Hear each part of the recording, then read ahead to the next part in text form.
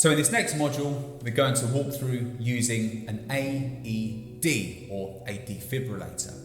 So we've been utilising our chest compressions and our rescue breaths at a rate of 30 to 2.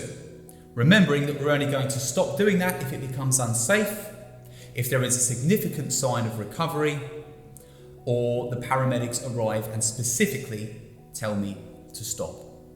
Now you remember that I asked quite earlier on for a defib. If you're able to source a defibrillator, this is going to dramatically increase the chances of a significant sign of recovery by your casualty at the scene.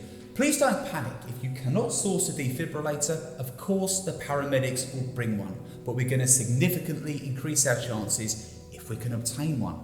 So where are defibrillators? Well, they're everywhere. They're in every major London Underground station.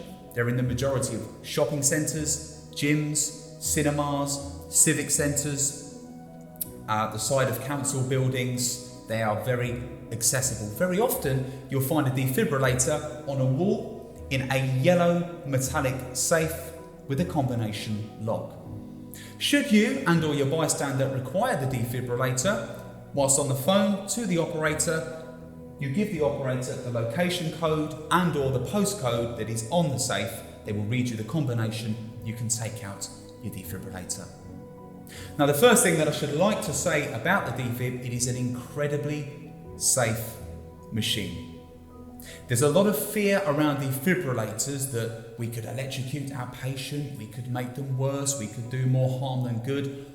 All of these fears aren't helped by the way that we see defibrillators used on the television, where we rub the pads together, clear, there's a big jolt, the lights go off, and it's fantastic TV. Unfortunately, it's not representative of how straightforward and easy to use the machine is. There's only one key piece of information that you need to remember when you've been able to get your defib sourced, and that is to turn it on. Once you have turned the machine on, it begins to talk to you. It will guide you through the process. It tells you exactly what you need to do, when you need to do it, and it will not move on to the next step until it has registered that you've just completed what it has asked you.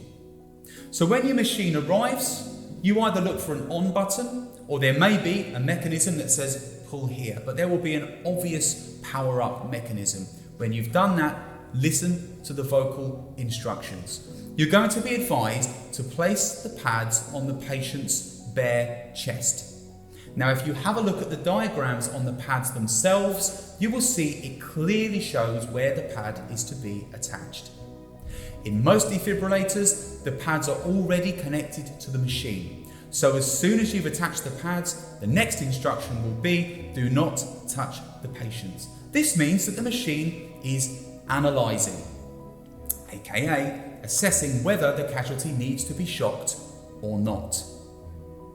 If the casualty has a regular heart rhythm, then the defibrillator will not shock them. If the defibrillator picks up a strange, wild, sporadic cardiac arrest type heart rhythm, then the machine will instruct you to shock the patient.